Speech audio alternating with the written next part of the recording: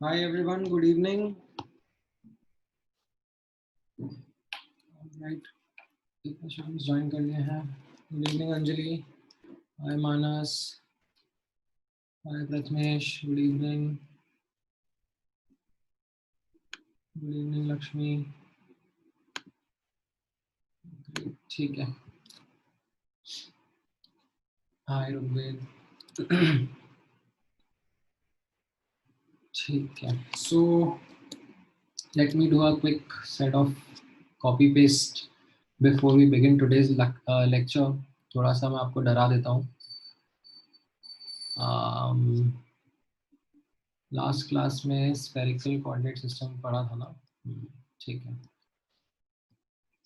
so let me bring out some scary things.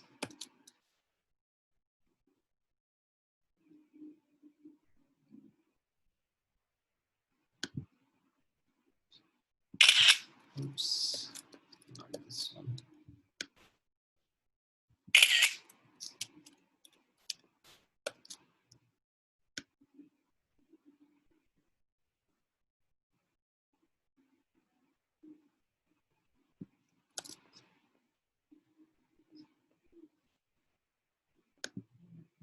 Paste यहाँ पर।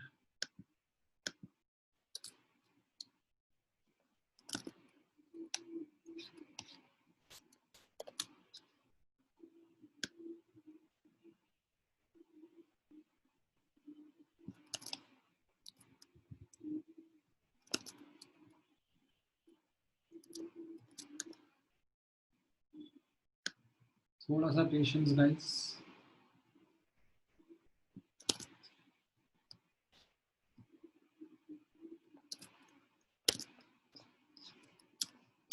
हाँ,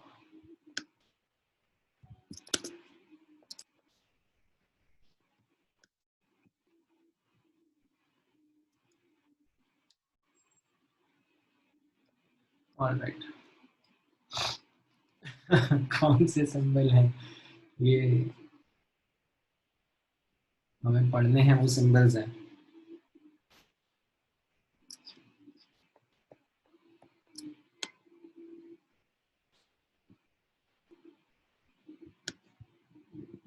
Just arrange them.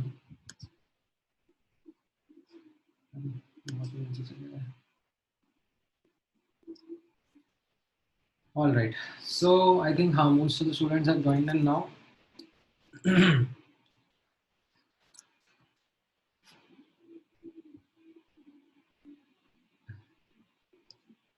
हाँ हाँ, थोड़ा सा आज हम लोग डिटेल में जाएंगे।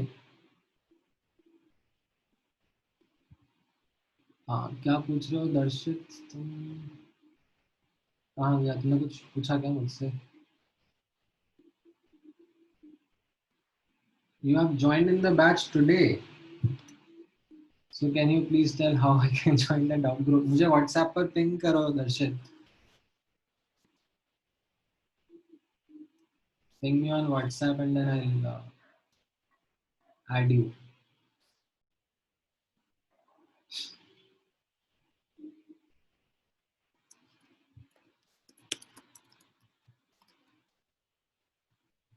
All right. हाँ, so last class में हम लोगों ने polar coordinate system पढ़ा था, ठीक है? And if you remember, I spoke about how the polar coordinate system will help us define three-dimensional space around us based on these three sets of information, r, theta and phi. And इसमें मैंने आपको बताया था what does r mean, what does theta and what does phi mean, and one by one they should be able to help us narrow down from the three-dimensional world to a particular point that we are talking about, right? R was the distance from the origin, theta was the angle with the z-axis, and phi was the angle with the x-axis of the projection of the point, right? So after understanding this, let's continue with the polar coordinate system and the wave function in polar coordinate system. So यहाँ पर ध्यान से observe करना, जैसा मैंने आप लोगों को बोला था last class में, that when we are going to talk about the wave function, हम लोग अगर कार्टेशियन कोऑर्डिनेट सिस्टम में बात करते हैं तो वेव फंक्शन थोड़ा डिफिकल्ट टू कॉम्प्रिहेंड रहता है, but in polar coordinate system it becomes it gets broken down into its radial and angular part. तो यहाँ पर ध्यान से ऑब्जर्व करना. Let me put the heading as hydrogen atom wave functions in polar coordinate system.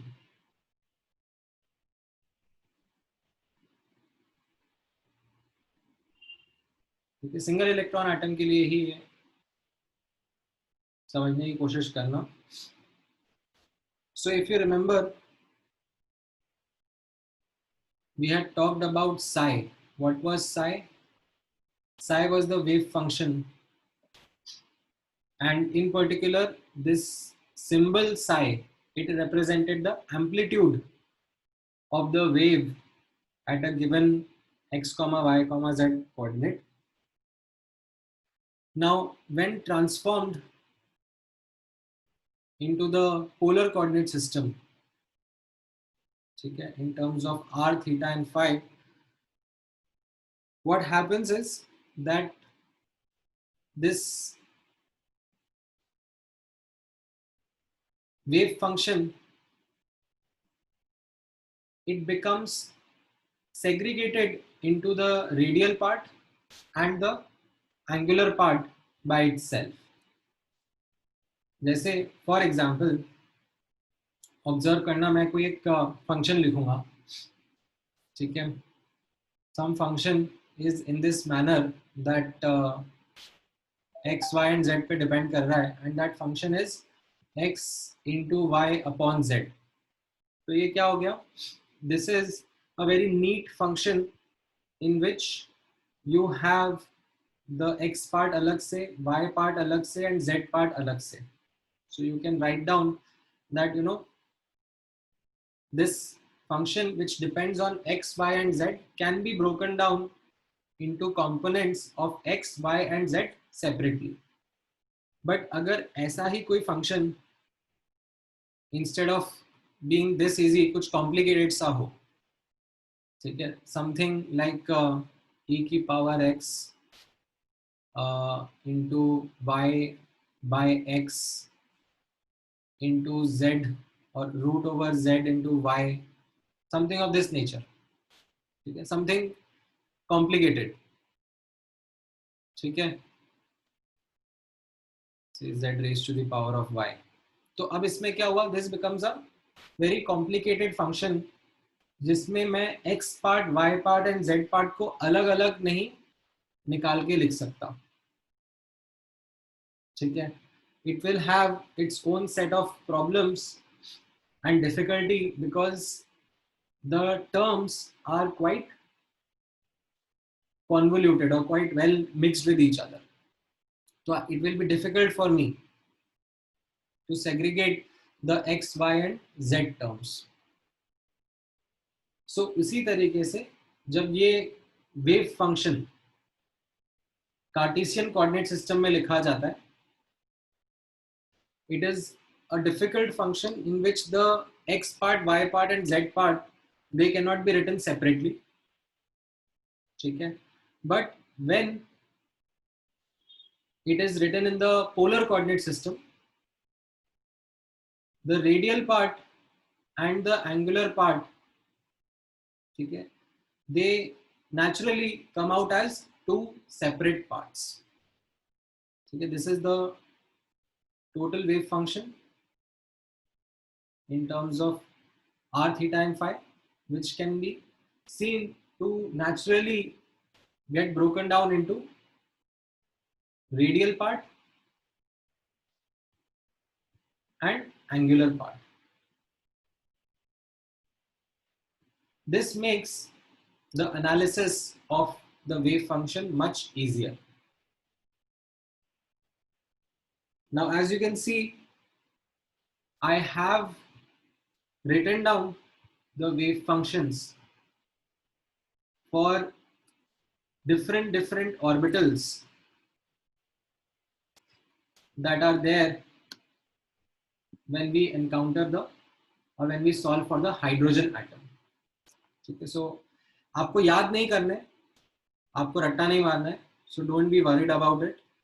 I will help you to understand what is important and what can be inferred from this. ठीक है, so यहाँ पर let me write down that upon solving the Schrodinger equation,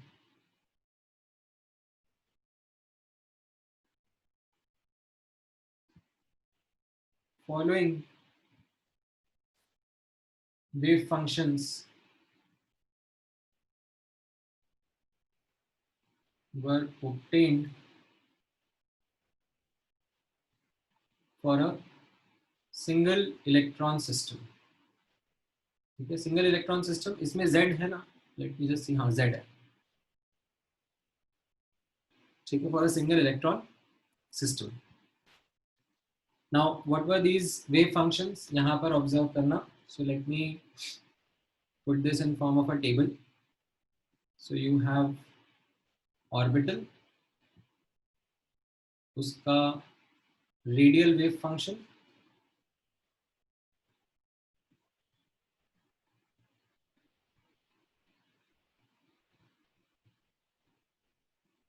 and angular wave function.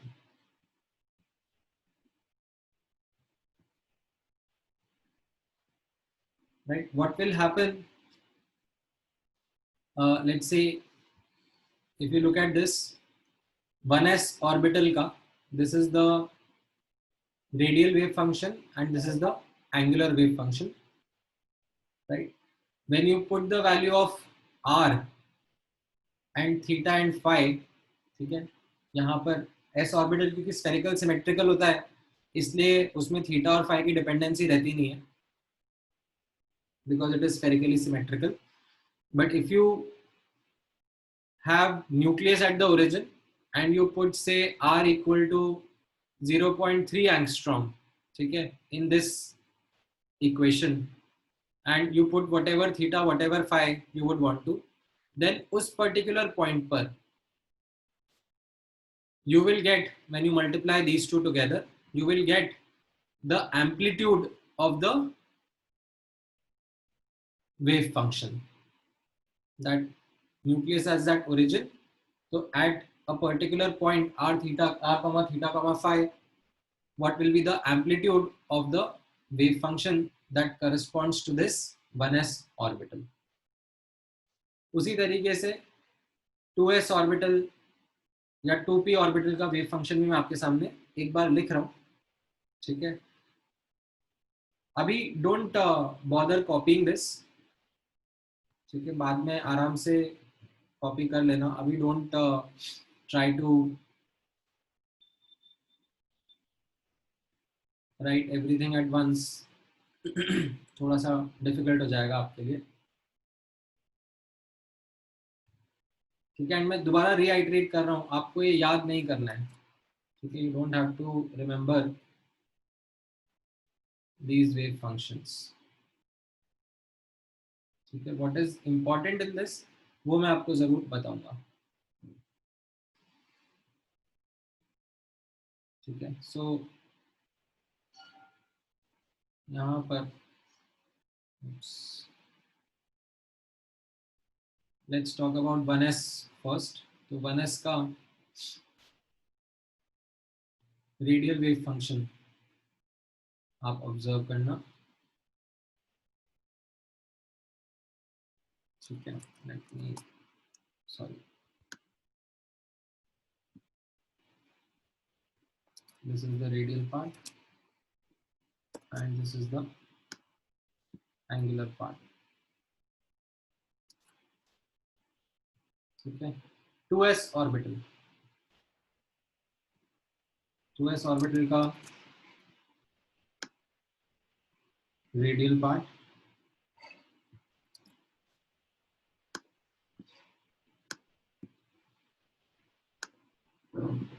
and s orbital angular part will remain the same.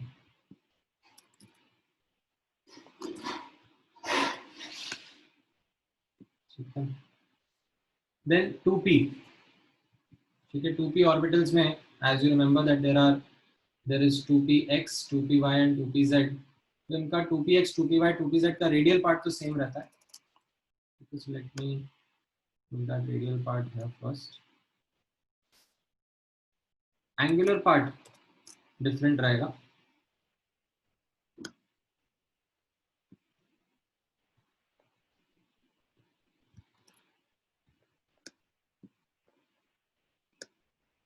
ये x px py pz का angular part रहेगा.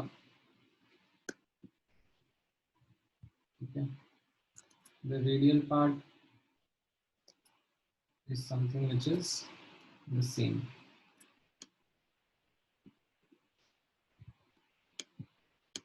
Doesn't matter whether it is 2px or 2py or 2pz. ठीक है, तो इसको मैं थोड़ा सा छोटा लिख देता हूँ. 2px 2py 2pz.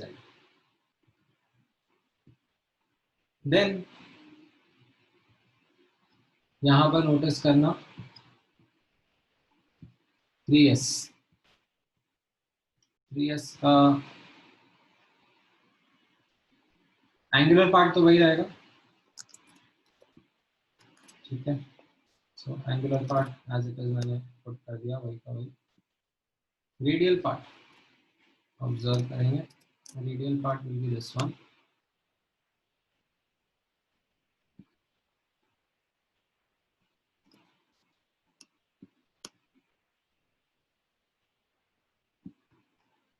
Then 3p 3px 3py 3pz. ठीक है, इनका वापस से नोटिस करना. एंगुलर पार्ट तो वही रहेगा जैसा हमने ऊपर लिखा था. जस्ट रेडियल पार्ट थोड़ा सा चेंज होगा. Radial part of 3p would be this one.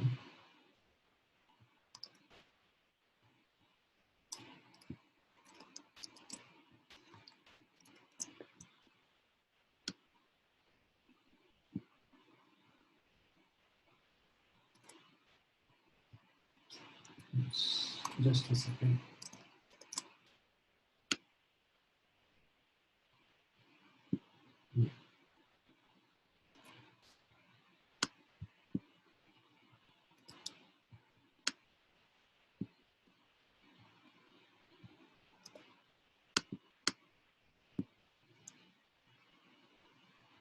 Okay, then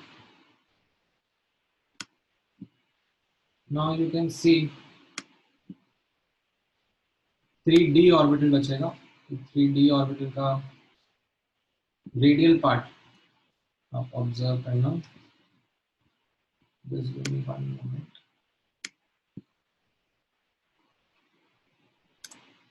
3s का तो हो गया. हाँ हाँ, द सिग्मा सिग्निफाइज समथिंग ये लिखा है यहाँ पर. मैं बताता हूँ. Just give me 1 moment. So 3d xy नहीं, एक्स वाई पहले नहीं लिखता है. यहाँ पे जिस ऑर्डर में लिखा है वही ऑर्डर फॉलो करते हैं. सबसे पहले 3d z स्क्वायर है, देन 3d xz है. ठीक है, then 3d yz, then 3d x square minus y square, and then you have 3d xy.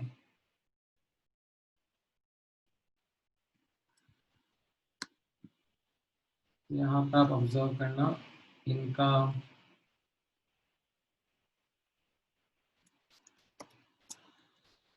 radial part will be this one.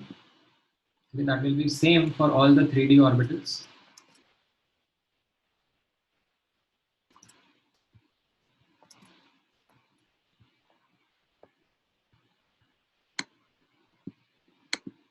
The radial part will be identical. What will vary is their angular part.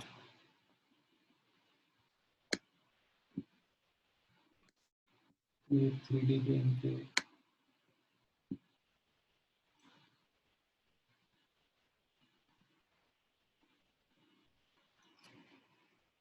radial parts हो गए. Now just give me one more minute and we'll be done with the angular part as well.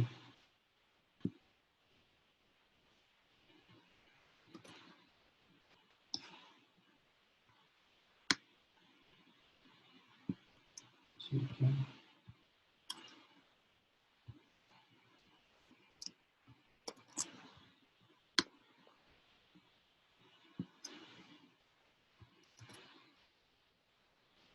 Right. What does sigma mean and what does E naught mean? ये मैं यहाँ पर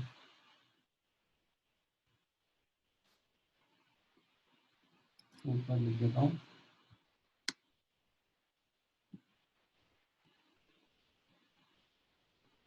Sigma is what captures the R.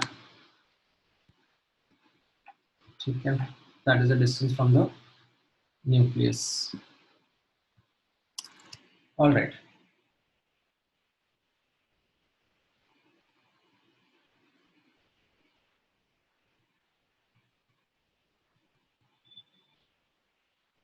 Now, don't have to remember this, and this is strictly advanced material. ठीक है. Mains का कोई लेना देना नहीं है इससे. ध्यान से ऑब्जर्व करना.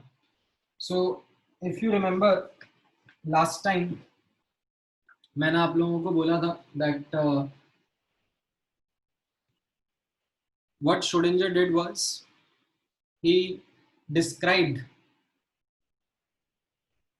a general equation. ठीक है, हम लोगों ने इससे बात करा था लास्ट टाइम. That Schrodinger ने बोला that we have to study electron as a three-dimensional standing or stationary wave bound around the nucleus, right? And in order to describe it mathematically, Schrodinger gave a general equation of what can be possible three-dimensional standing waves around the nucleus, right? And that general equation, when solved for, it gave different solutions. And then I helped you visualize some of those three-dimensional standing waves जो वो drum model के based diagram मैंने आपको बताए थे. Like we are holding a sheet together and then up down we are taking it. That is one possibility. So जो different possible solutions थे उनको हम लोग वेव फंक्शंस बोलते थे. एंड वेव फंक्शंस को जब कार्टेशियन कोऑर्डिनेट सिस्टम में लिखा जाता है तो वो काफी कॉम्प्लिकेट सा रहता है. ठीक है. Where psi it represents the amplitude of that wave. However, when that wave function is written in Cartesian coordinate system, okay, sorry, polar coordinate system, what we find is that wave function gets broken down into its radial and angular part automatically. That is the nature of the wave function. Maybe because of the way in which the electron is present around the nucleus. आपने notice किया होगा that orbitals के जो diagrams हैं around the nucleus they have symmetric structure. मतलब अगर एक lobe ऊपर है तो एक लोब नीचे रहेगा, एक लोब लेफ्ट में है तो एक लोब राइट में रहेगा. So it kind of has a symmetric structure around the nucleus. So that is where we found out Okay, that the wave function can be broken down into the radial and the angular part, and then we can study the radial part and the angular part separately and in detail to understand more about this wave function. So that is what I have done. Okay, that upon solving Schrodinger equation, these are the wave functions that come out as a result, and the list is endless. ठीक है, ऐसा नहीं है कि यहीं पे रुक जाता है. जैसे मैंने आपको बताया था that hydrogen atom के around there are infinite orbitals, so infinite such solutions are going to come. ठीक है, together what it means, this is the total wave function. ठीक है, now how to read this or how to understand this wave function, that if nucleus is at the origin, ठीक है, and I give you certain value of r, theta and phi, and आप उस r, theta and phi को इस equation में put करो. ठीक है, r का वैल्यू दिया तो उससे आप सिग्मा निकाल लोगे, उस सिग्मा को आप पुट करो, थीटा एंड फाई दे दूंगा, उस थीटा एंड फाई को आप पुट करो. ठीक है, and you multiply these two together, and what you will gate will be the amplitude of the wave function at this particular r, theta and phi. ठीक है, now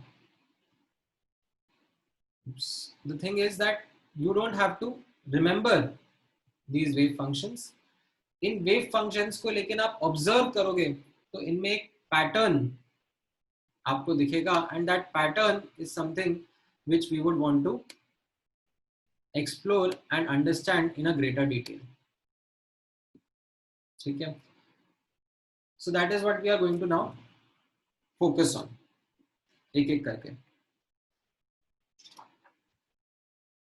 ठीक है, यहाँ पर ऑब्जर्व करना आप how we are going to decipher information from these wave functions. So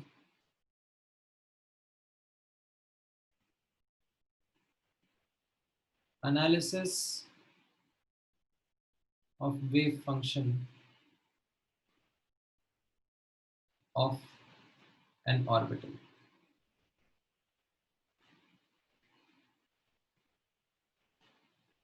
Now observe करना of late पिछले 2-3 साल से एटॉमिक स्ट्रक्चर चैप्टर में जो क्वेश्चंस आ रहे हैं, they are primarily coming from this section, from the quantum mechanical model of atom, asking you to interpret the orbital wave functions. ठीक है, आपसे ये एक्सपेक्टेशन नहीं है कि आप रट्टा लगाओ एंड आंसर दो. जैसे कल को मैं पूछ लूंगा दैट 4dz² का वेव फंक्शन लिखे बताओ क्या होगा. This is not the kind of question that I am expecting from you. या कल को लेट्स से 3s ऑर्बिटल है, ठीक है, उसका रेडियल वेव फंक्शन क्या होगा वो हमें लिख के बताओ. No, so you are not expected to rectify these wave functions. However, what we have seen is that sometimes the questions are or can come in this manner that आपको wave function मिल जाए and उससे आपको कुछ information या कुछ interpretation decipher करनी आनी चाहिए, right? So यहाँ पर let me write it down that we are not expected to remember wave function, ठीक है, psi of an orbital. However,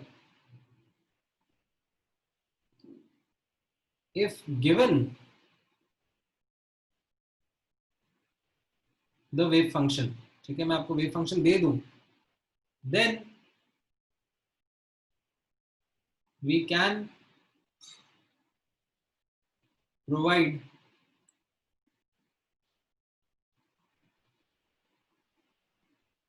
some information. ठीक है, व्हाट आर द, वैसे तो बहुत सारी इंफॉर्मेशन आप निकाल सकते हो, ठीक है, बट अपने सिलेबस के हिसाब से जो इंफॉर्मेशन हमसे एक्सपेक्टेड है वो नोटिस करना. Number one, we can determine the n and l, the principal quantum number and the azimuthal quantum number of orbital from its radial wave function. ठीक है, जैसे फॉर एग्जांपल अगर इस टेबल से मैं ये left hand side first column छुपा दूं एंड सिर्फ ये रेडियल वेव फंक्शन आपको दूं, ठीक है, वैसे तो मैंने यहाँ पर ये सब भी लिख रखे हैं, बट ये भी अगर मैं छुपा दूं, then I can read these wave functions and tell you the n, the principal quantum number and the azimuthal quantum number of the wave function. ये किस ऑर्बिटल का n या l रिप्रेजेंट कर रहा होगा. ठीक है, मैं सिखाऊंगा कैसे. पहले मैं आपको एक बार आइडिया दे रहा हूँ कि हम लोग क्या क्या सीखने वाले हैं, क्या क्या समझने वाले हैं. Then we can determine l and ml of orbital from its angular wave function. ठीक है, we can also determine the l and ml. ये थोड़ा ट्रिकी रहता है, इसमें बहुत carefully I will just superficially talk about 1 or 2 points how we can do it. Okay, then we can also, okay, based upon this information that we have, we can also determine the location of nodes, okay, and particularly radial ones. Okay, angular थोड़ा difficult हो जाएगा, but हम लोग location of nodes भी बता सकते हैं. जैसे for example if you remember 3s orbital था, ठीक है, 3s ऑर्बिटल में मैंने आपको बोला कि आप मुझे नंबर ऑफ रेडियल नोड्स बताओ, तो आपने फॉर्मूला रट लिया है n minus l minus 1, you will say there are 2 radial nodes. ठीक है, यानी कि ये अगर न्यूक्लियस है तो न्यूक्लियस के around there will be 2 regions जहां पर इलेक्ट्रॉन नहीं मिलेगा. ठीक है, टू स्फेरिकल सरफेसेस जहां पर इलेक्ट्रॉन नहीं मिलेगा. तो I can ask you what is this distance,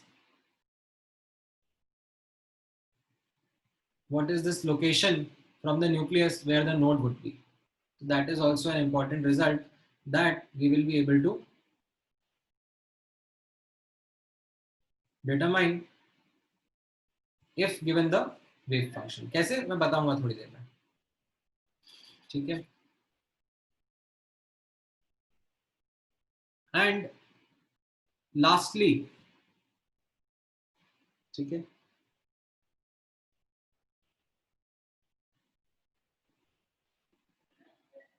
you can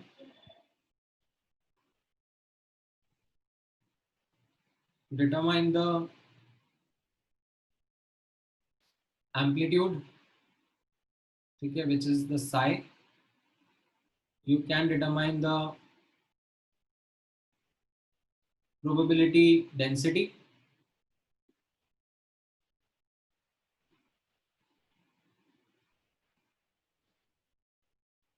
which is psi square, and probability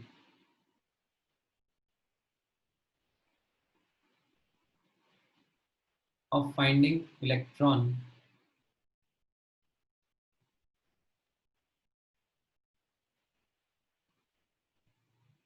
ये मैं क्या लिख रहा हूँ ये थोड़ी देर में मैं एक्सप्लेन करूंगा आपको.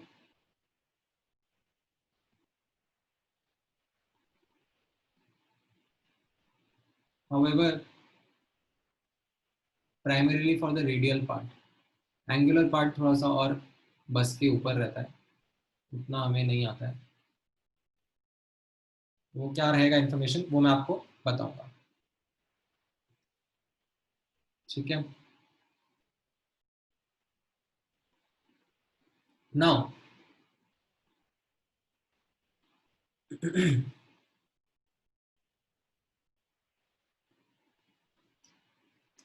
let's start working on interpreting or analyzing these wave functions one by one.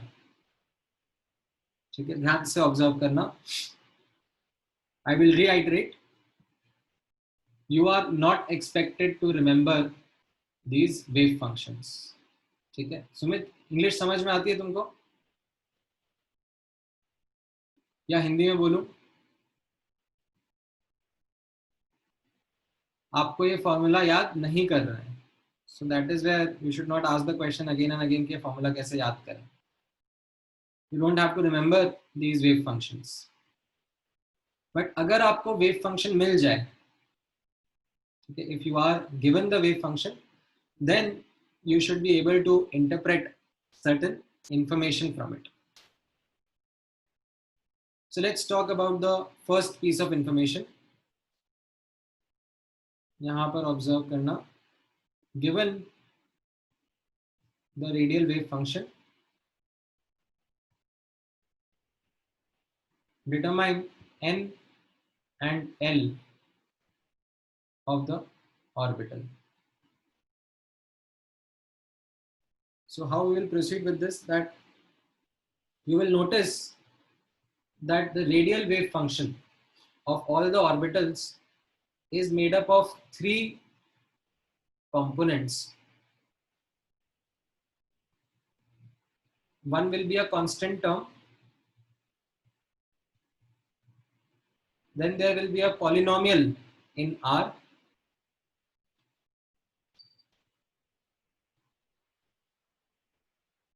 followed by an exponential term in R. ठीक है, ऑब्जर्व करना, नोटिस करना, ये सब रेडियल वेव फंक्शंस ही हैं।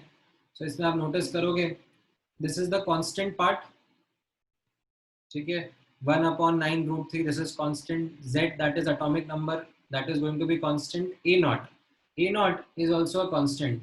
A naught is Bohr's radius, 0.529 angstrom. ठीक है, that is what A naught is. A naught is called as Bohr's radius. या पुट करोगे यहाँ पर h का वैल्यू, पाई का value, mass of electron, charge of electron, तो you will get this value. So ये क्या हो गया, this is the constant part. Then this is the second part which you can see, this is the polynomial in sigma. ठीक है, when I say sigma, it is, sigma is something which is what r is, ठीक है, 2zr upon n A0। ठीक है, n stands for the principal quantum number। ठीक है, A0 जैसे मैंने आपको बताया, this is a constant, z will be the atomic number। तो ये सिग्मा जो है ये एक्चुअली r का ही एक्सप्रेशन है, जिसको थोड़ा सिंप्लीफाई करके लिख दिया गया है। ठीक है, so there will be this constant part, there will be this polynomial in r followed by an exponential term। यहाँ पर आप नोटिस कर सकते हो, दिस इज e की power minus sigma bye 2, so this is the exponential term। So all the radial wave functions are of this nature only. There is a constant term, there is a polynomial in R, and then there is a exponential term। ठीक है, now इसमें all you have to do is focus on the polynomial term। ठीक है, this is what your focus should be। now notice करना, number of non-zero roots of the polynomial in R, number of non-zero roots of the polynomial, this should be equal to n minus l minus 1, that is the number of radial nodes. If you remember the definition of radial nodes का definition क्या था? Region where the probability of finding an electron is 0. ठीक है? Now observe करना, यहां पर जो total wave function है, ठीक है, टोटल वेव फंक्शन कैसा है? Radial part and angular part को मल्टीप्लाई करके बनता है, ठीक है, that is what your total wave function is.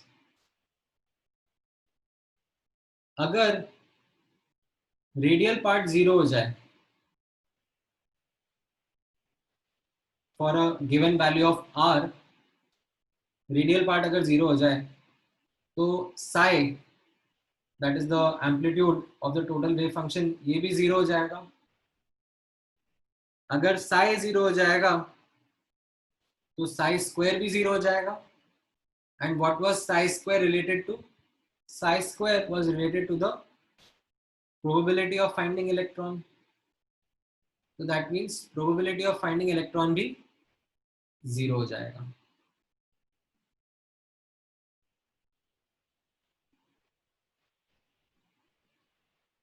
ध्यान से सुनना, वापस से रिपीट करूंगा.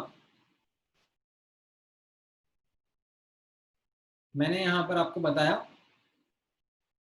दैट आप रेडियल वेव फंक्शन है उसका पॉलिनोमियल पार्ट ऑब्जर्व कर लो, ठीक है, एंड वो पॉलिनोमियल पार्ट जो है उसके जितने नॉन जीरो रूट्स होंगे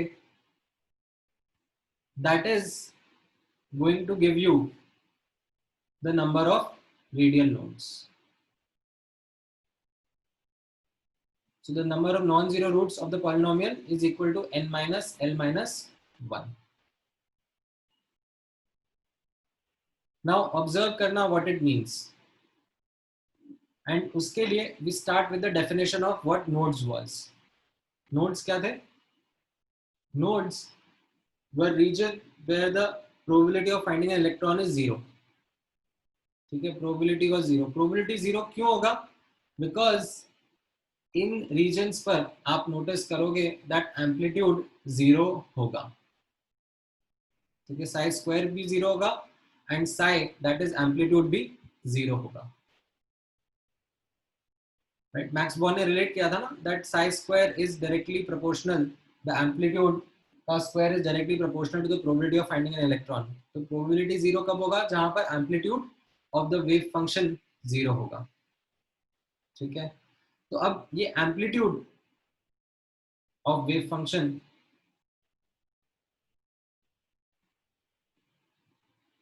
जीरो कैसे होगा, उसके लिए मैंने आपको बोला दैट यहां पर ऑब्जर्व करना that amplitude is made up of radial part as well as angular part, ठीक है.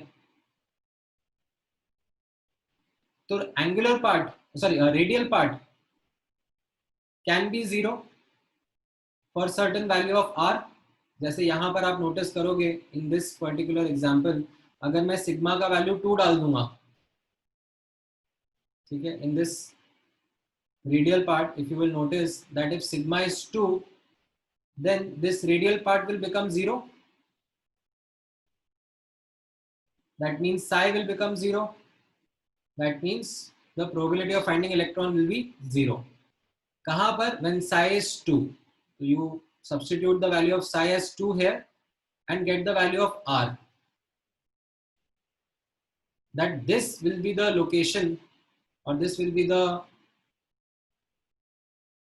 distance from the nucleus where there will be a radial node, ठीक है. सो यहां पर आप लोग ऑब्जर्व करना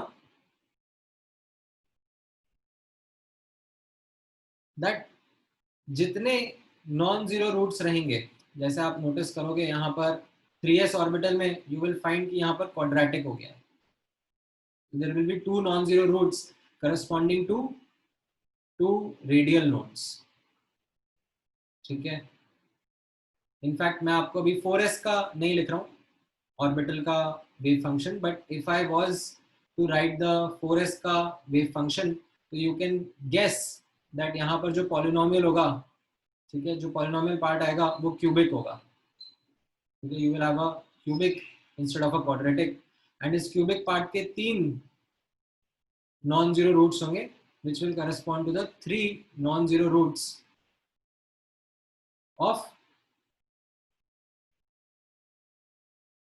this 4s orbital, ठीक है. So number of non-zero roots will give you one piece of information. Second piece of information यहां से आएगा, नोटिस करना that lowest power of r in the polynomial will give you the value of L, the angular or the azimuthal quantum number.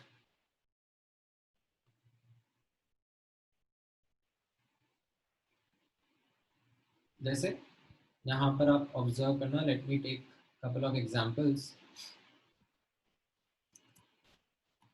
So let's say this is the wave function in front of you, ठीक है, and आपको नहीं पता है किस orbital का wave function है, ठीक है, you do not know,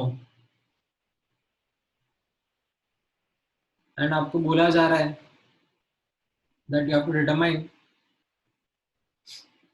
the n and l value of the orbital जिसका ये wave function है. तो आप बोलोगे that by analyzing the polynomial part, ठीक है, number of non-zero roots is n minus l minus 1, right. Number of non zero root कितने आएंगे यहाँ पर, क्योंकि ये क्वाड्रेटिक है, इसके 2 रूट आएंगे, तो n minus l minus 1 will be equal to 2, ठीक है. एंड इसी पॉलिनोमियल के लिए आप ऑब्जर्व करोगे लोएस्ट पावर ऑफ r, ठीक है, r कहाँ पर है, सिग्मा के अंदर ही है, ठीक है. तो यहाँ पर लोएस्ट पावर ऑफ r कितना होगा, यहाँ पे आप देखोगे this term is r square, this term is r की power 1 and this term is r का पावर 0, ठीक है. in this polynomial r square भी प्रेजेंट है, r की पावर 1 भी प्रेजेंट है, r की पावर 0 भी प्रेजेंट है. तो लोएस्ट पावर ऑफ r कितना है यहाँ पर, 0, which is what I have just highlighted is going to be equal to L. So from 1 and 2 you will solve and get your answer that n is equal to 3 and L is equal to 0. That means this is a 3s orbital, ठीक है. एक दो example और कराता हूँ ताकि आपको ये और अच्छे से समझ में आए. तो यहाँ पर ऑब्जर्व करना, जैसे for example you take this as an example, ठीक है, आपको नहीं पता है, आपको ये रेडियल वेव फंक्शन दे दिया है, ठीक है, एंड इस रेडियल वेव फंक्शन को आप ऑब्जर्व करना. Again this will be the constant part, this will be the polynomial part and this will be the exponential part, ठीक है. ये यहाँ से यहाँ तक का this will be the polynomial part and ये ई वाला जो है this is the exponential part, ठीक है. हमें किस पर फोकस करना है, we have to focus on the polynomial part, ठीक है. So this is what our focus would be. Now focusing on the polynomial part, again कितने यहाँ पर नॉन जीरो रूट्स दिख रहे हैं आपको, number of non zero roots, ठीक है. यहाँ पर है तो ये again quadratic, 4 minus sigma into sigma, ठीक है. This is actually 4 sigma minus sigma square, अगर मैं इसको प्रॉपर्ली लिखूंगा पॉलिनोमियल पार्ट को, तो ये 4 सिग्मा माइनस सिग्मा स्क्वायर है, तो ये quadratic, but number of non zero root कितना आ रहा है इसका? 1. So that is n minus l minus 1. ठीक है, एंड देन यहाँ पर लोएस्ट पावर ऑफ r आप ऑब्जर्व करोगे तो यहाँ पर कैसा रहेगा? यू विल नोटिस एक r का टर्म है और एक r स्क्वायर का टर्म है, तो लोएस्ट पावर ऑफ r कितना है? 1. So that is your value of L. So from these two equations 1 and 2 you will understand that L का value 1 है and N का value 3 आ जाएगा. So this means that this wave function, this radial wave function belongs to 3p orbital. ठीक है,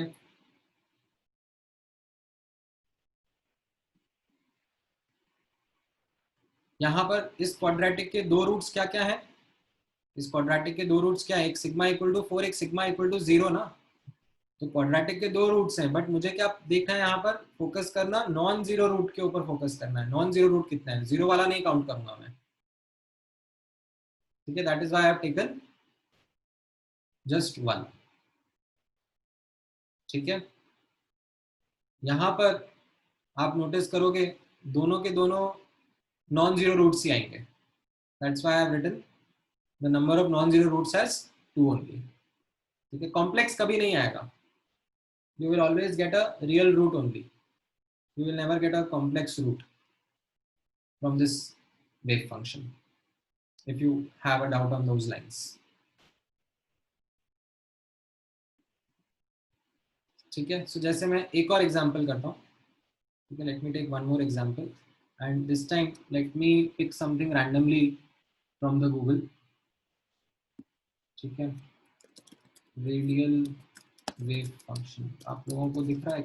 नहीं, एक minute, I think सिर्फ one note share है. Give me 1 minute. So let me write down, let me just Google wave function of hydrogen atom. ठीक है, and कोई सा भी रैंडमली एक वेव फंक्शन उठाते हैं कहीं से.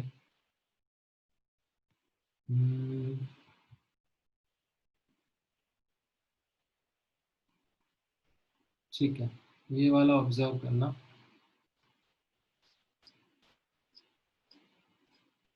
जैसे मान लो ये इस तरीके का वेव फंक्शन आपके सामने आया.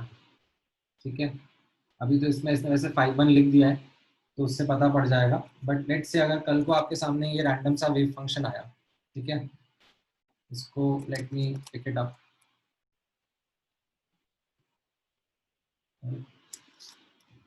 Just a second.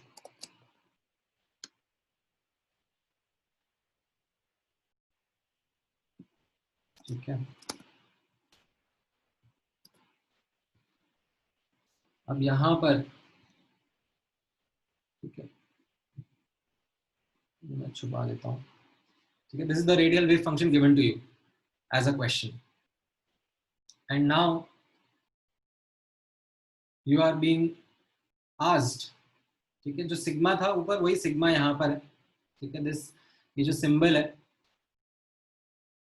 ठीक है, दैट इज सिग्मा ओनली. कई बार सिग्मा, कई बार रो, ऐसे अलग अलग सिंबल यूज कर लेते हैं. That's all right. सो जो हम लोग ऊपर सिग्मा पढ़ रहे थे वो यहाँ पर ऐसे रो एन का सिंबल यूज किया हुआ है. तो यहाँ पर नोटिस करना our focus will be on the polynomial part. ये पूरा पॉलिनोमियल पार्ट हो गया. ठीक है, एक्सपोनेंशियल पार्ट, कांस्टेंट पार्ट, इनको अलग अलग कर लिया. पॉलिनोमियल पार्ट के ऊपर फोकस कर रहे हैं. तो यहाँ पर आप नोटिस करोगे इस पॉलिनोमियल पार्ट के लिए number of non zero roots कितने आ जाएंगे? यहाँ पर आप नोटिस करोगे 4 डिग्री का पॉलिनोमियल है. ठीक है, बट इसका एक रूट तो जीरो रहेगा क्योंकि एक ये सिग्मा या रो ऐसे कॉमन है बाहर. बाकी ये क्यूबिक है, क्यूबिक के कितने नॉन जीरो रूट्स आएंगे? 3. ठीक है, n माइनस एल माइनस 1 3 हो गया. तो ये पहला इक्वेशन हो गया आपका. एंड देन इसमें आप lowest power of r observe करोगे तो दैट विल बी 1। ठीक है, ये जो रो है या सिग्मा है ये इसमें थ्रू आउट मल्टीप्लाई होगा। ठीक है, तो आपको आर की पावर 1, आर की पावर 2, आर की पावर 3, आर की पावर 4 वाले टर्म्स भी दिखेंगे। ठीक है, so यहाँ पर lowest power of r will be 1, so L value will be 1. So from these two you will decipher and get that n is equal to 5 and L is equal to 1, मतलब ये 5p orbital होगा। ठीक है, so given the radial wave function you should be able to determine the n and L value of the orbital। ठीक है, exponent part ये रहा ना, ये क्या है?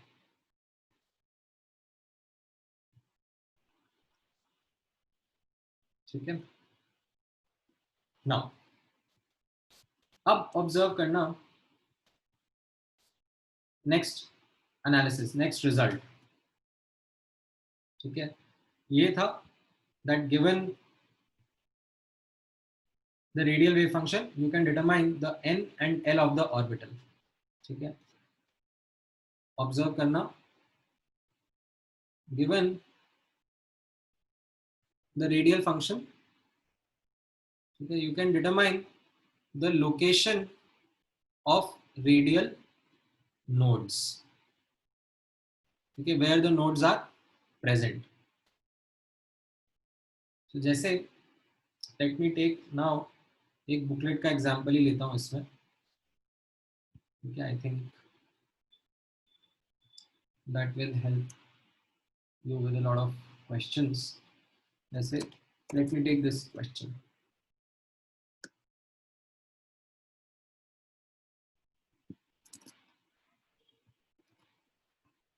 ठीक है, यहाँ पर ऑब्जर्व करना, ये क्वेश्चन आपके सामने है that this is the 3s orbital का वेव फंक्शन।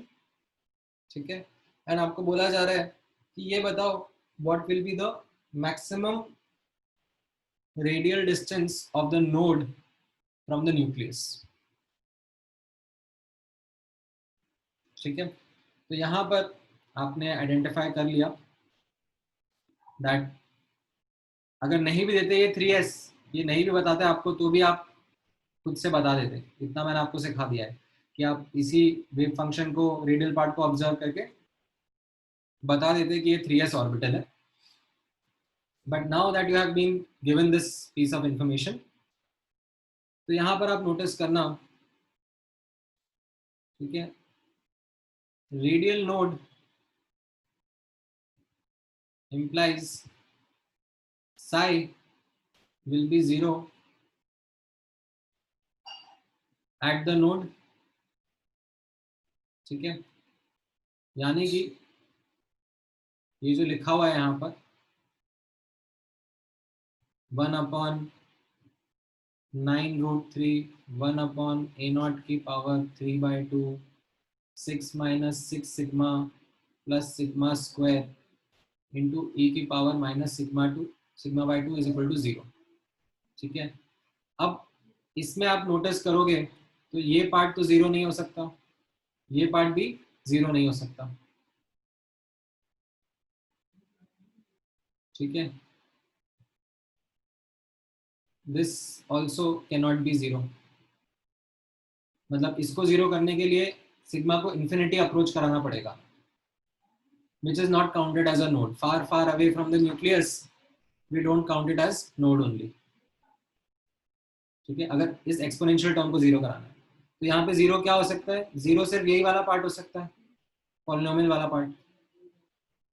ठीक है, so this implies that 6 - 6 sigma plus sigma square is equal to 0। that is sigma is equal to क्या हो जाएगा यहाँ पर? -b plus minus √b square -4ac 36 minus 24 12/2, एक ये रहेगा और दूसरा रूट क्या रहेगा 6 माइनस √12/2। तो ये दो वैल्यूज ऑफ सिग्मा आ रही हैं, ठीक है, for which psi will be 0.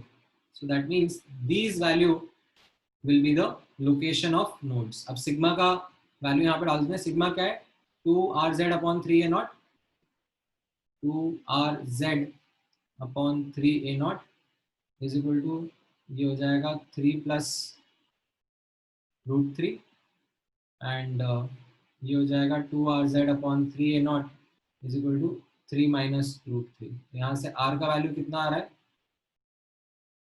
3A0/2Z into 3 plus √3,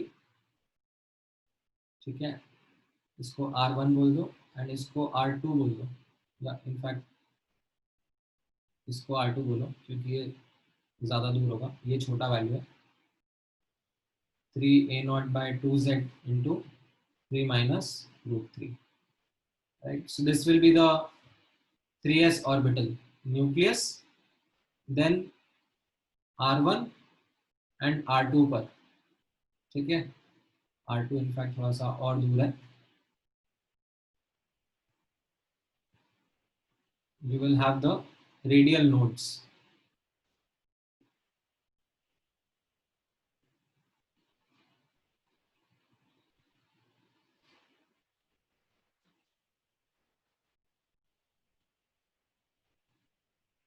This will be R1 and somewhere here will be R2, right? And this is what your orbital would be.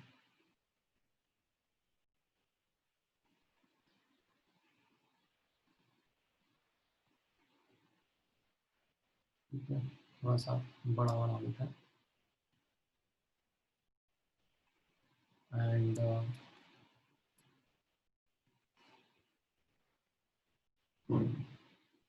this will be your radial node and another radial node.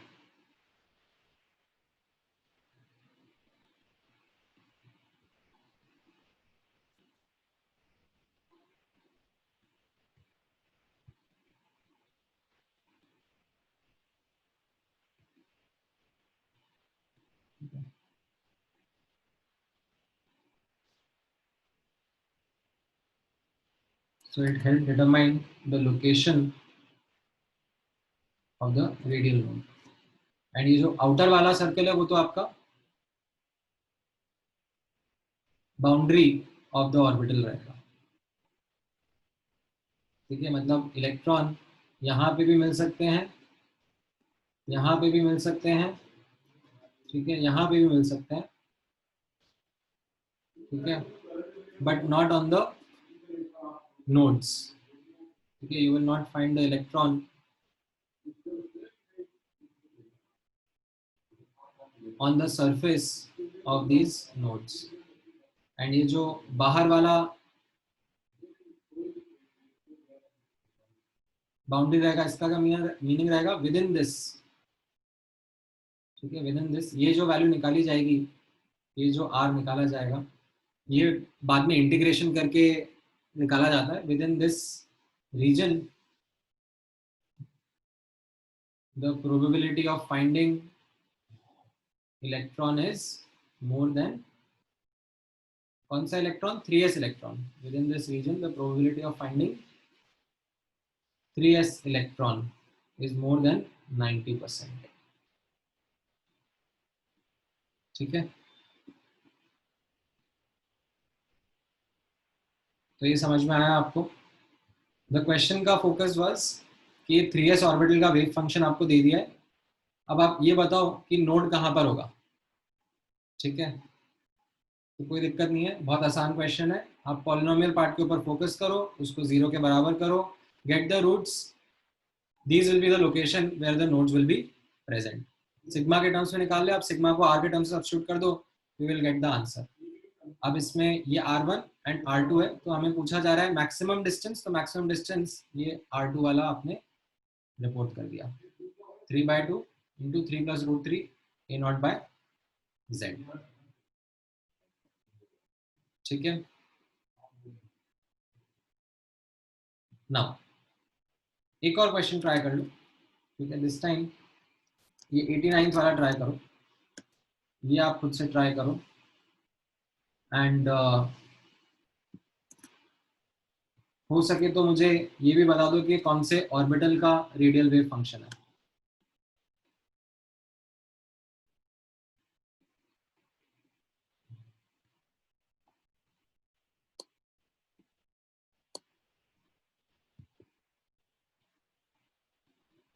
तो ये जो question कह रहा है वो तो determine करो ही सही. ये भी मुझे बता दो ये कौन से ऑर्बिटल का रेडियल वेव फंक्शन रहेगा, n एंड l वैल्यू.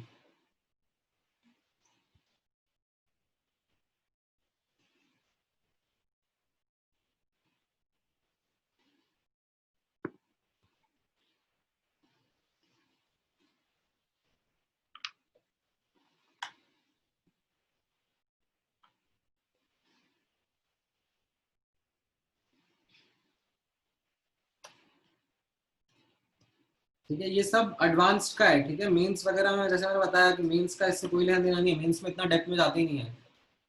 ये एडवांस्ड में ऑफ लेट आजकल वेव फंक्शन के ऊपर काफी क्वेश्चन आने लग गए हैं. ठीक है, मैंने जब पढ़ाई करी थी तब तो ये सब बताते भी नहीं थे. तब मतलब इलेक्ट्रॉनिक कॉन्फ़िगरेशन आ गया समझ में, वही बहुत बड़ी बात होती थी. ये पिछले कुछ 3-4 साल से वेव फंक्शन के ऊपर क्वेश्चंस आने लगे हैं.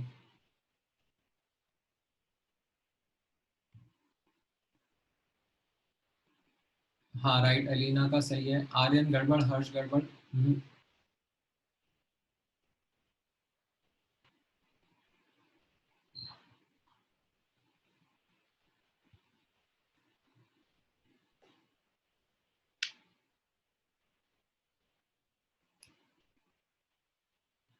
नहीं हर्ष.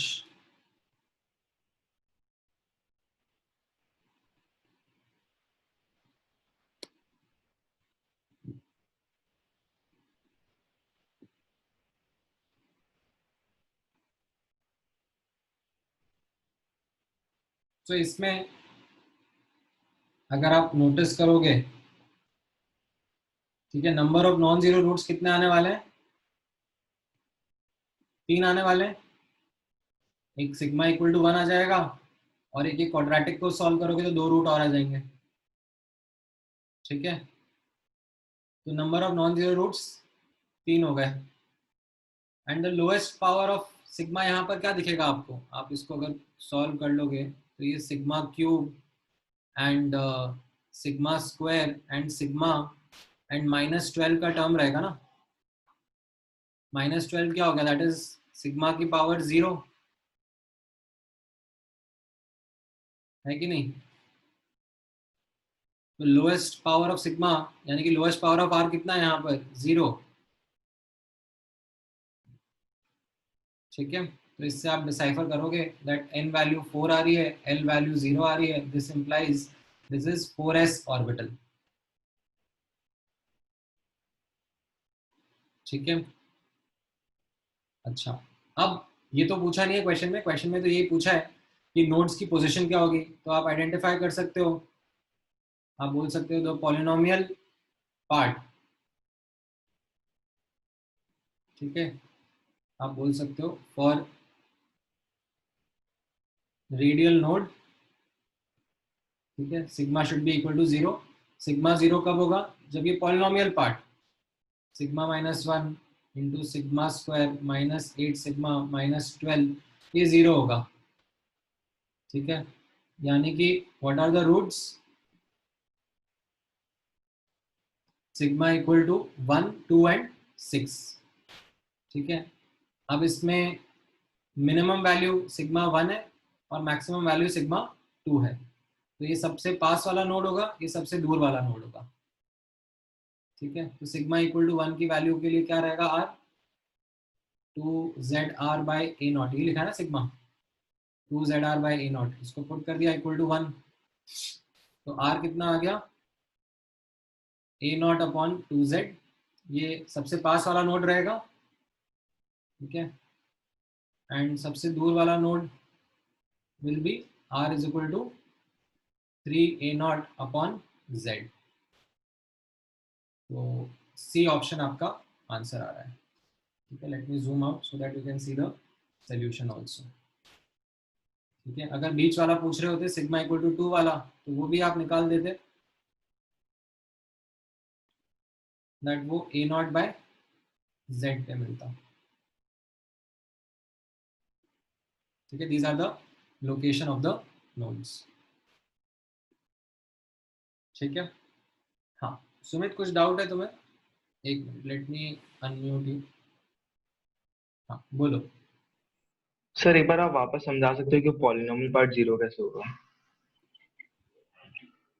दोबारा बोलो, तुम्हारी आवाज ब्रेक हो गई थी, मुझे आई नहीं। सर एक बार वापस आप समझा सकते हो कि पॉलिनोमियल पार्ट जीरो कैसे होगा?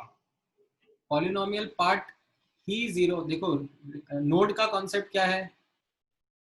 नोड का कॉन्सेप्ट है प्रोबेबिलिटी जीरो होना चाहिए, ठीक है। For radial node probability equal to zero, ठीक है। ये तो डेफिनेशन पता है नोड का, है ना। अब प्रोबेबिलिटी जीरो है, एंड मैक्स बोर्ड ने हमें क्या बताया, that probability is directly proportional to psi square, ठीक है। तो प्रोबेबिलिटी जीरो है, इसका मतलब साइज स्क्वायर जीरो होना चाहिए, ठीक है।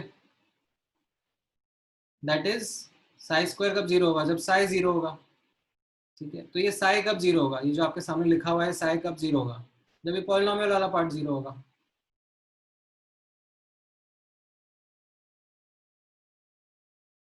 समझ में आया कनेक्शन?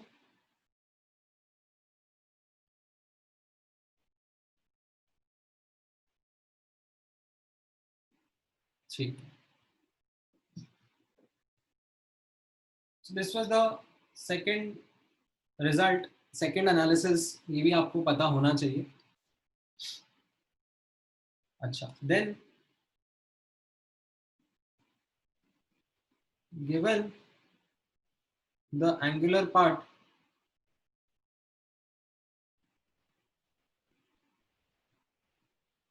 जैसे मैंने ऊपर लिखाया था, given the angular part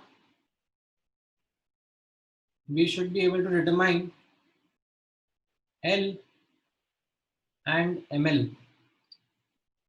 of the orbital, ठीक है। ये थोड़ा सा डिफिकल्ट है, ठीक है। Detailed analysis is difficult, why? Because इसमें एक्चुअली काफी ज्यादा विजुअलाइजेशन लगता है,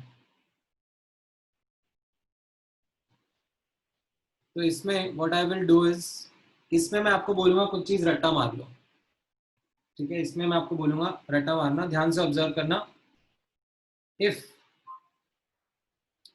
the angular part of the wave function is independent of theta and phi, तो इसका मतलब हो गया कि ये एस ऑर्बिटल के बारे में बात करी जा रही है, क्योंकि एस ऑर्बिटल क्या है, spherically symmetrical, because s orbital has no directional nature,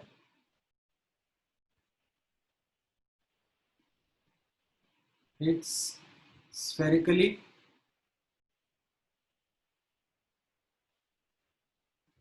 symmetrical,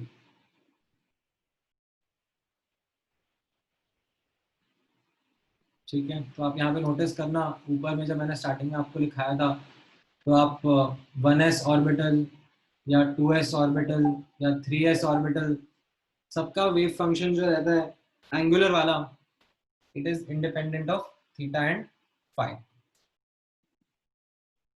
ठीक है।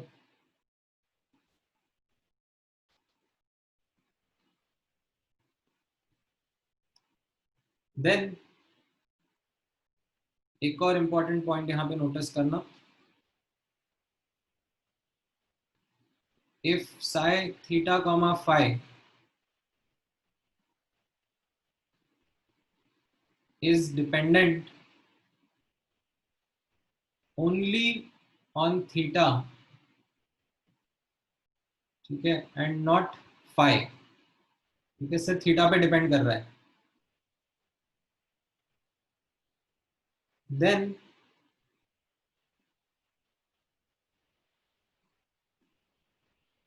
It could be pz, pz में नोटिस करना cos थीटा का टर्म आएगा, और it could be dz square, इसमें 3 cos स्क्वायर थीटा -1 का टर्म आएगा।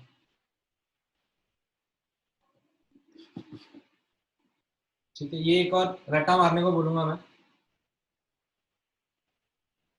यहां पर आप ऑब्जर्व करना,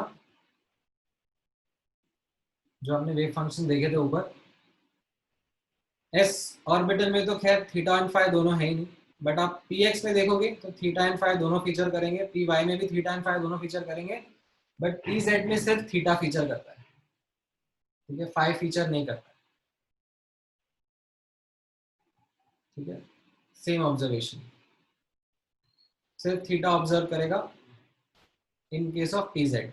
वैसे डी में आप नोटिस करोगे, ठीक है, सो डी जेड स्क्वायर में सिर्फ थीटा रहेगा, ठीक है, फाई का टर्म नहीं आएगा, बाकी जो डी ऑर्बिटल्स है उन सब में थीटा एंड फाई दोनों के टर्म्स आएंगे, सिर्फ डी जेड स्क्वायर एक रहेगा जिसमें फाई नहीं रहेगा, only theta would be present, ठीक है। अब इस चीज को डायग्रामेटिकली विजुअलाइज करना थोड़ा डिफिकल्ट हो जाता है, मतलब वो अपने आप में एक डिफिकल्ट काम हो जाएगा, तो that is where we don't go into the detail of it, ठीक है। आपके लिए राइट नाउ इतना पार्ट आप समझ लो काफी है, ठीक है। Determine l comma m l में आप सिर्फ इतना कर सकते हो कि अगर थीटा एंड फाई नहीं है तो you can say that it will be S orbital, and अगर सिर्फ थीटा है तो it can be either P Z और डी जेड स्क्वायर ऑर्बिटल, ठीक है। आगे भी ऑर्बिटल्स होते हैं, एफ में भी ऐसे ऑर्बिटल होते हैं जिसमें सिर्फ थीटा का डिपेंडेंसी रहता है, बट ठीक है, वहां तक हमको जाने की जरूरत है नहीं। So this can help you answer some questions. For example, let's say ये वाला क्वेश्चन आप आंसर करने की कोशिश करो, ठीक है, based on this piece of information. Do we have some Miss Ritika amongst us? किसी का नाम है क्या? नहीं, कोई रितिका नहीं, कोई नहीं, तो हम यहाँ पे मिस लक्ष्मी डाल देते हैं। लक्ष्मी आंसर दो।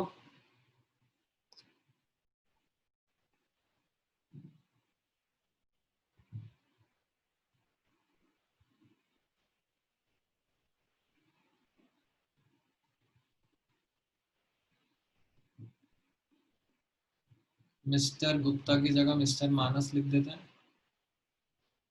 एंड मिस्टर अग्रवाल की जगह मिस्टर सुमित लिख देते हैं।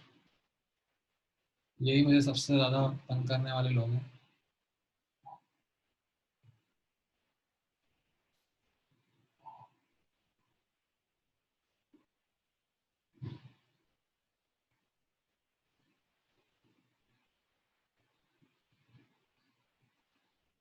बताओ लक्ष्मी, क्या आ रहा है आंसर?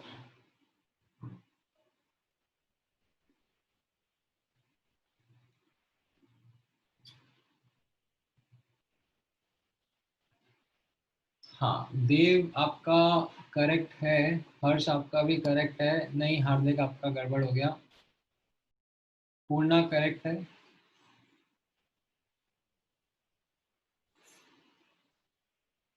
हाँ हर्ष करेक्ट है ना, बताया मैंने। श्रेयस का भी करेक्ट है,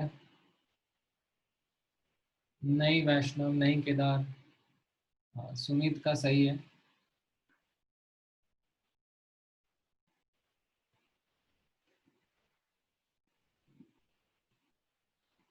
ऋग्वेद का भी सही है, शिवांग का भी सही है।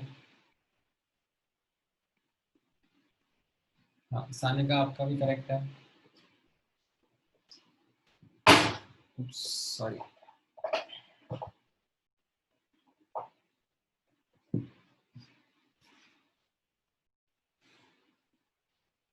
हाँ वैष्णव, केदार अभी सही है। राइट ध्रुवा, राइट हार्दिक। अब आप लोग बता पा रहे हो।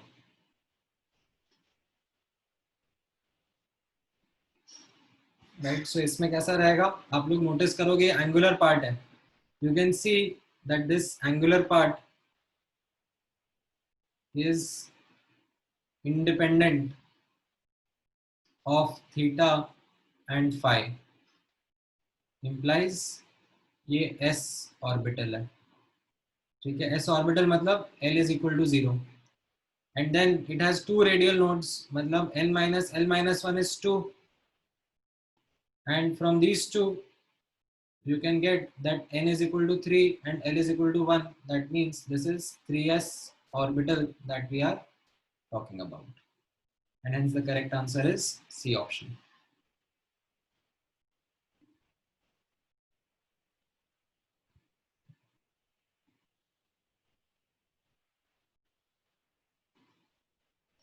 ठीक है, ये समझ में आया?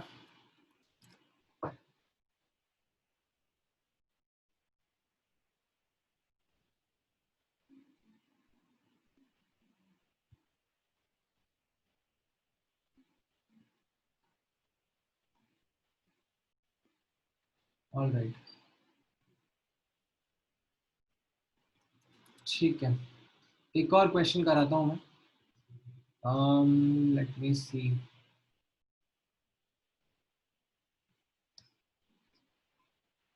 कहाँ गया था वो क्लियर वाला?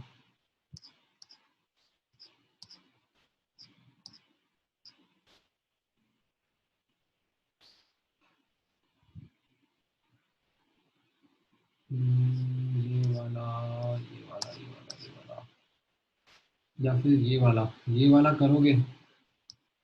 हाँ ये वाला करो, ये जे एडवांस में पूछा हुआ था। चलो let me copy this one.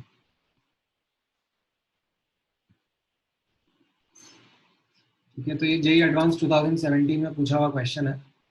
अच्छा नहीं नहीं सॉरी, इसमें अभी ये ग्राफ वाला पार्ट तो मैंने बताया ही नहीं है। सॉरी, रुक जाओ, ये ग्राफ वाला पार्ट मुझे बाद में बताना पड़ेगा। Let me pick up another question.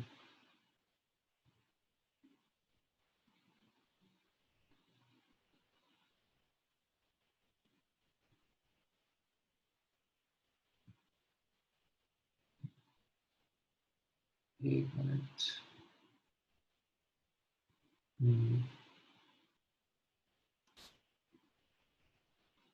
पहले मैं स्क्रीनशॉट स्टॉप कर देता हूँ, वरना तुम लोग आंसर तो कॉपी कर ही लोगे। Give me 1 minute before I paste the question.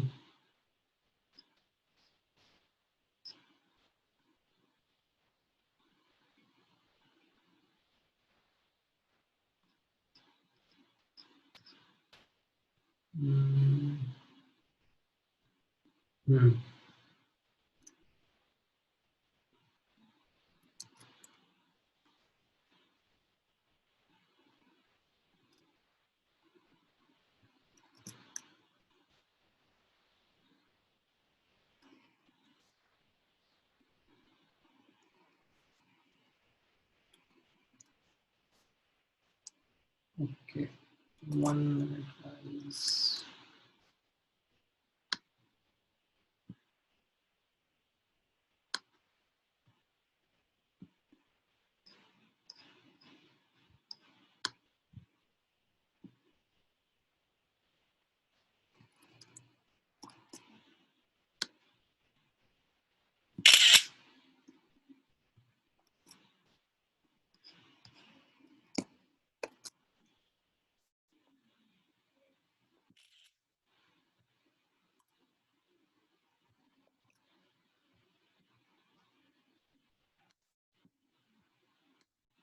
ठीक है, आ गए। हाँ, चलो इस क्वेश्चन का आंसर बताओ, एज वेल एज इस क्वेश्चन का भी बता दो।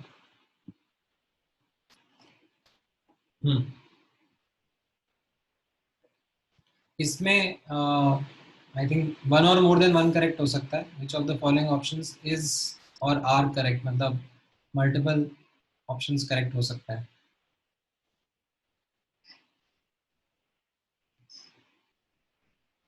अरे यार सॉरी, इसमें भी ए ऑप्शन तो छोड़ दो, skip the A option, this is again the graph. ये मैं आपको नेक्स्ट क्लास में, आई थिंक नेक्स्ट क्लास कल ही है, कल बताऊंगा ग्राफ्स वाले पार्ट, रेडियल वेव फंक्शन का ग्राफ।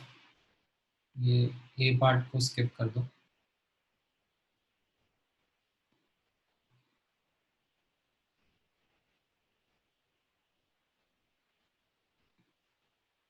बी सी डी में से बता दो।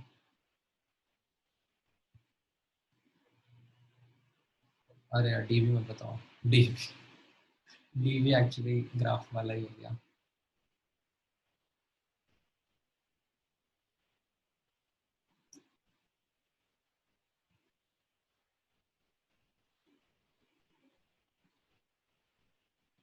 हाँ मतलब ठीक है, पोपट हो गया है तो मेरा, लाइक आई थॉट कि उसमें थोड़ा बहुत और इन्फॉर्मेशन रहेगा। ठीक है, this is just P Z orbital. इसमें तो सिर्फ ये डी जेड पे डिपेंडेंसी है, कॉस थीटा पे डिपेंडेंसी है, तो इट इज 2px ऑर्बिटल।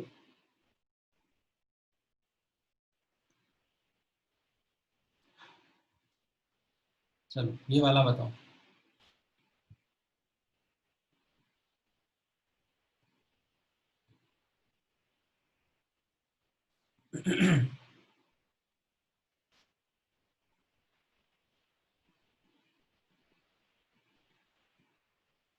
हाँ, सो इसमें as you can see this is the polynomial part, and इसमें angular quantum number, so you have to just focus on the lowest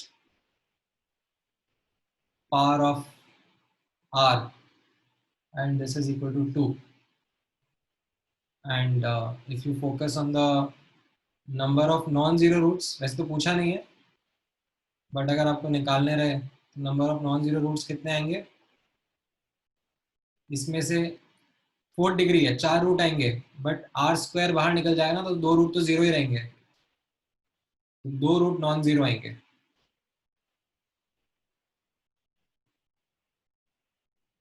तो अगर आपको ये ऑर्बिटल डिटरमाइन करना है, ऑर्बिटल नहीं मतलब एन और एल डिटरमाइन करना है, you will say that this will be 5d। ठीक है,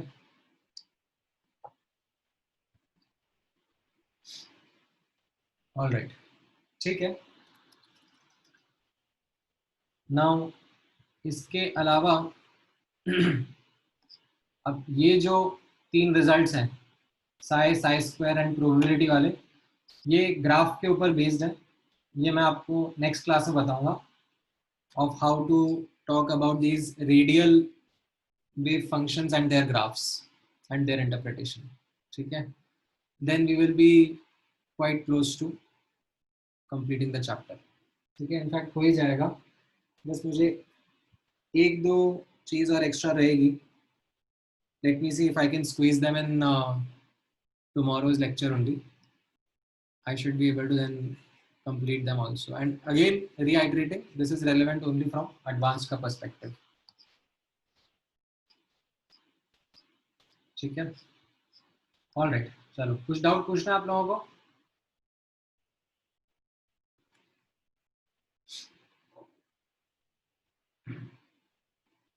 हाँ एक मिनट, अनम्यूट यू यश, बोलो।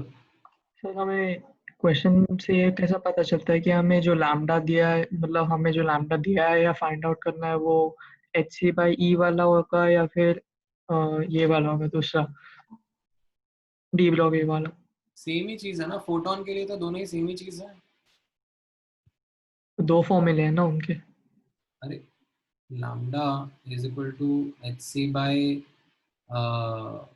डेल्टा ई आप लिखोगे, या फिर ये जो एनर्जी ऑफ फोटॉन रहेगा बेसिकली। डेल्टा ई को आप एनर्जी ऑफ फोटॉन लिखोगे और एनर्जी ऑफ फोटॉन को आप क्या लिख सकते हो, mc²। तो ये क्या बन गया, डी ब्रॉगली वेवलेंथ तो हो गया। तो फोटॉन के लिए दोनों सेम ही चीज है, ओके सर। और फोटॉन, ठीक है। हाँ देन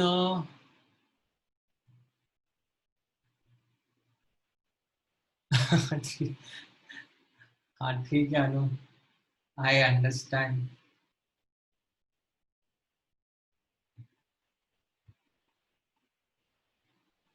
देन ऋग्वेद क्या पूछ रहे हो तुम, is there any short trick to finding non zero roots?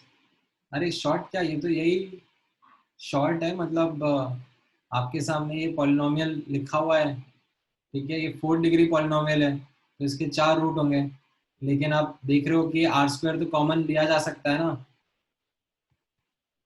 या r² कॉमन ले लोगे तो 2 रूट तो जीरो ही हो जाएंगे ना, बाकी 2 रूट नॉन जीरो रहेंगे। उसमें शॉर्टकट थोड़ा ना है, कुछ दिख रहा है सामने सामने, ठीक है। स्कूल टेस्ट वगैरह में नहीं पूछा जाएगा ये सब, this is strictly JEE Advanced. School का हो गया chapter already complete, last week ही हो गया था। ये जो वीक हम लोग कर रहे हैं थोड़ा सा मैं एडवांस पर्सपेक्टिव से बता रहा हूँ। पूर्ण क्लोजेस्ट डिस्टेंस ऑफ अप्रोच जो होगा ना, उसमें आप काइनेटिक एनर्जी को पोटेंशियल एनर्जी में कन्वर्ट कर देना, that is your closest distance of approach, ठीक है।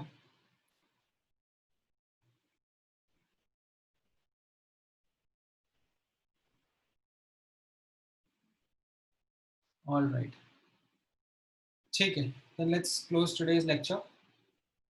आगे का पार्ट नेक्स्ट क्लास में रिज्यूम करेंगे।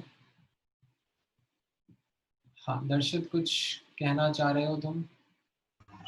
सर आप सर एम आई ऑडिबल? हाँ हाँ बोलो। सर आप मुझे प्रीवियस लेक्चर्स के भी एक प्रीवियस लेक्चर का रिकॉर्डिंग भेज सकते हो सर? एक प्रीवियस मतलब जो पिछला हुआ था? Yes sir. हाँ हाँ ठीक है, मुझे ओके सर। व्हाट्सएप पर पिंग करना।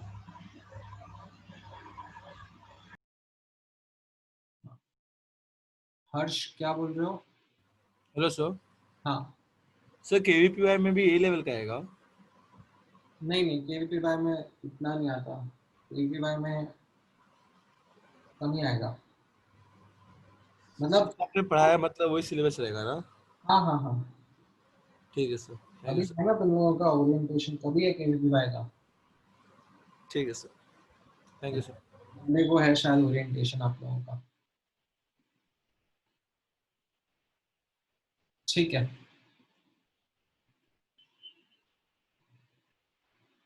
हाँ हाँ केवीपीवाई मतलब इज इजी तो नहीं बोलूंगा मैं, अच्छा लेवल रहता है उसका, बट हाँ इतना नहीं रहेगा, ये एडवांस लेवल जितना नहीं रहेगा जितना मैंने पढ़ा है अभी,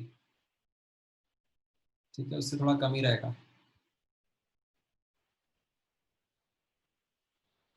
ऑल राइट, चलो thank you guys, see you tomorrow.